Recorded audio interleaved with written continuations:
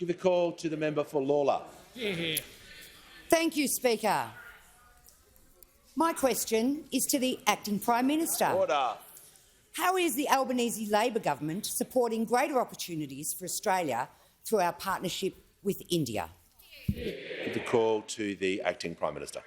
Well, I thank the member for her question, and tomorrow is going to be a very exciting day as the coin is tossed at the beginning of the fourth test at the largest stadium in the world, the Narendra Modi Stadium in Gujarat. And right now, on the field is a banner which proclaims 75 years of friendship between Australia and India through cricket. And indeed, Australia was the first country with whom India had formal diplomatic relations after independence, and cricket has been at the heart of our relationship since independence. Indeed, months after Indian independence, Australia and India played our first Test match together when India toured Australia in 1947-48. It was the one series that Bradman played against India, and in that first Test in Brisbane, he scored 185 not out, and I am pretty sure that my father was there to watch it. When Prime Ministers Albanese and Modi walk onto the ground tomorrow, there is every chance that they will do so in front of a world record crowd for a Test match.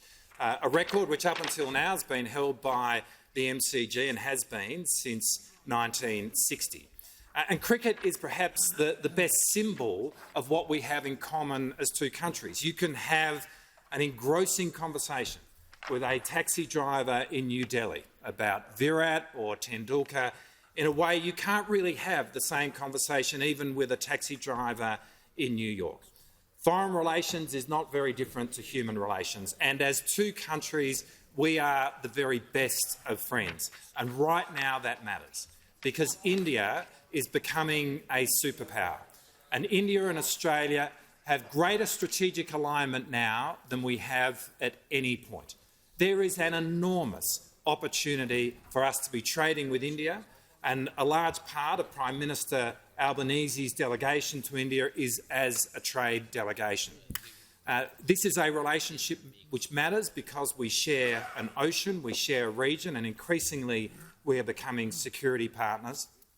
Last year I had the enormous honour when I visited India of riding aboard a P-8 Indian Navy aircraft, a plane that we operate. This is a really sensitive platform which is engaged in reconnaissance and surveillance, and it says everything about the trust that India has in our country that they would allow an Australian Defence Minister to be aboard. But what transcends our relationship from one of being friends to family is the vibrant and growing Indian diaspora which is in our country today and which will very soon be producing cricketers for our own Test team. Now, as our two countries consider our relationships with China, with the United States, with the region and indeed with the world, we are strikingly similar. And we do live in an era of strategic complexity and threat.